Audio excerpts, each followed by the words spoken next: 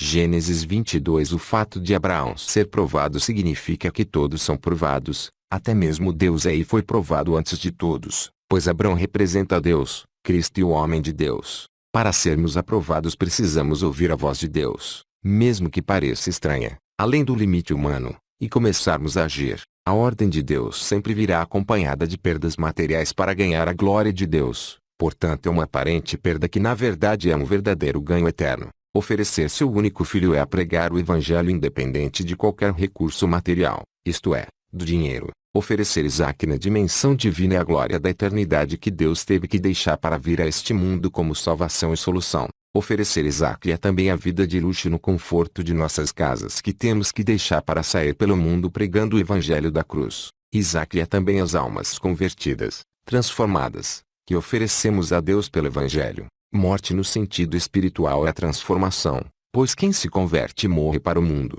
Moriá é o mundo, mais especificamente onde estão os moribundos, doentes, presos, sedentos e pobres. É nesse lugar que Deus está e procura um justo para manifestar seu poder. Levantar-se de madrugada é se despertar cedo para o evangelho, obedecendo à ordem de Cristo o mais rápido possível. Albardar o jumento é se preparar com humildade, pois o jumento é humildade, e foi montado num assim que Cristo chegou em Jerusalém para ser crucificado. Os dois servos são todos aqueles, tanto de homens como de espíritos, que ajuntam com Cristo e não espalham. Um dos servos pode ser a cultura israelita judaica e o outro serve a cultura grega romana. Isaac é a transformação, morte, de uma vida mundana normal em muitas almas para Deus através de uma vida espiritual pelo Evangelho de Cristo. Além é o nosso corpo cortado do mundo para servir de combustível para o fogo do Espírito Santo queimar as almas convertidas. Holocausto, para Deus através de nossos corpos como instrumentos para o Espírito Santo operar seus dons espirituais. A cruz de Cristo foi feita de madeira simbolizando o nosso corpo que temos que carregar na pregação do Evangelho. Os 3 dias são as 3 dispensações bíblicas até a ressurreição de Cristo, as quais são, da queda do homem até o dilúvio, do dilúvio até a lei de Moisés e desta até a ressurreição e luz do Evangelho. Estas 3 dispensações para Deus foram morte, separação, trevas e tristezas, assim como quando Cristo ficou 3 dias no sepulcro. No versículo 5 o despedimento de Abrão dos servos como jumento é, na dimensão divina, a saída de Deus do reino espiritual para viver na terra, ou seja, a encarnação de Cristo. Na dimensão humana é quando largamos tudo para pregar o evangelho baseado na confiança do milagre e provisão divina para sua obra.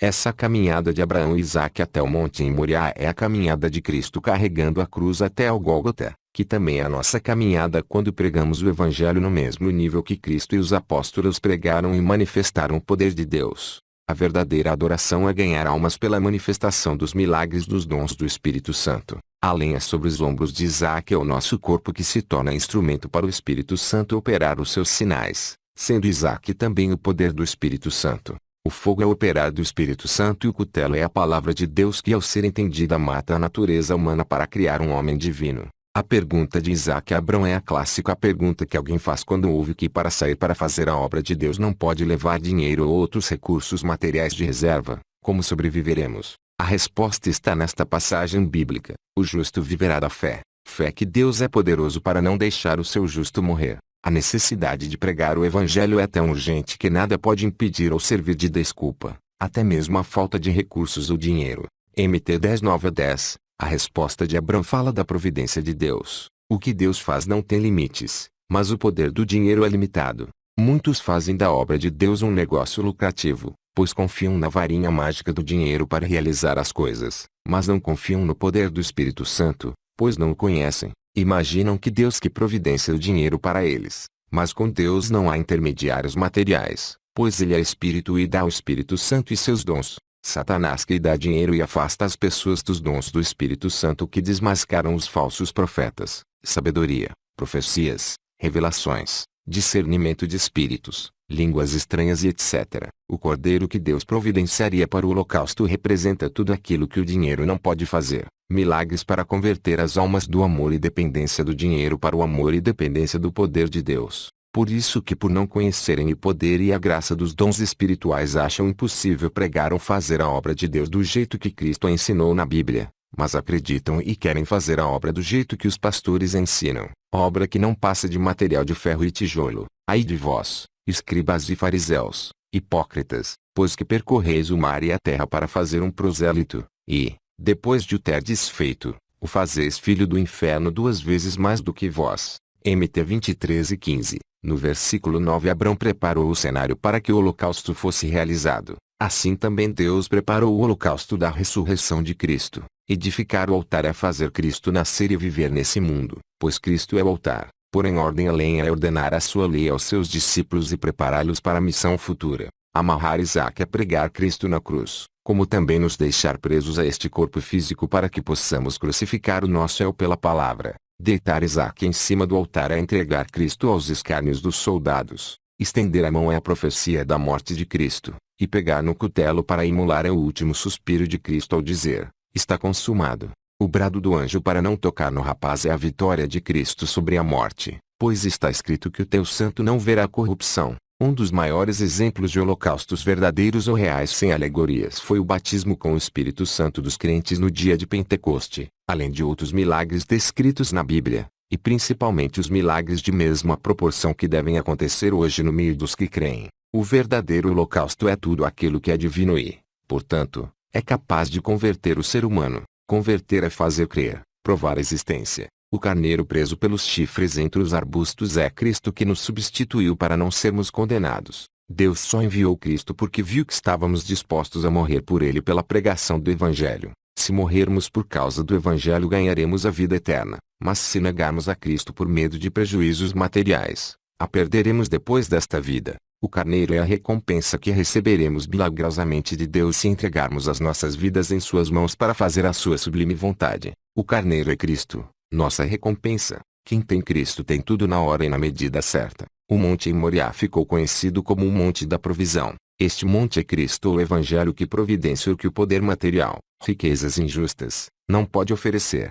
A descendência de Abrão que seria abençoada e multiplicada não é o país de Israel, mas é Cristo. Pois Deus fez as suas promessas a Abrão e ao seu descendente. Quando as Escrituras dizem que Deus fez as suas promessas a Abraão e à sua descendência, elas não querem dizer que se trata de muitas pessoas, mas de uma só, isto é, Cristo. GL 13:16, isto é, não são os filhos da carne que são filhos de Deus, mas os filhos da promessa, juramento de Deus pela profecia do brado do anjo em GN 22:15, são contados como descendência. RM 98. Os quais não nasceram do sangue, nem da vontade da carne, nem da vontade do homem, mas de Deus. João 13. Isso tudo significa que o país de Israel que veio de Isaque segundo a carne não é filho de Deus. Isaque representa Cristo, mas não é Cristo. Isaque nasceu da vontade do homem, mas Cristo nasceu pelo poder de Deus. Todo aquele em qualquer país do mundo que nasce em Cristo pela fé nele é filho de Deus.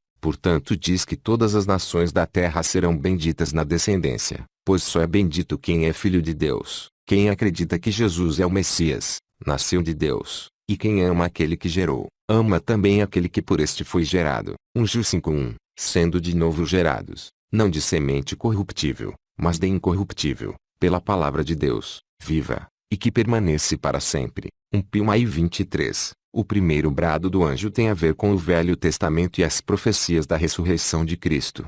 O segundo brado do anjo tem a ver com o resultado desta ressurreição, isto é, o Evangelho e as almas convertidas por ele. O fato da descendência de Abrão tomar posse das cidades de seus inimigos é o fato do Evangelho dominar com autoridade sobre o pecado de todo o mundo. Materialmente ou carnalmente esta profecia se cumpriu na conquista de Canaã e nos reinados de Davi e Salomão. Espiritualmente esta profecia se cumpre pelo domínio do Evangelho sobre as outras religiões e, também, quando Cristo voltar tudo ficará sob seu domínio. Abrão voltar aos seus servos, no versículo 19, é Cristo ressuscitar. Os dois servos são também os dois anjos que acompanharam e auxiliaram Cristo nos 40 dias na terra depois de sua ressurreição até sua ascensão ao céu. Elice 24:4 e Atma 10. Berseba é o céu, habitação de Deus. Depois deste sacrifício, anunciaram a Abrão o nascimento de almas e automaticamente o aumento de sua família. O crescimento da família de Abrão é a explosão do Evangelho depois da ressurreição de Cristo.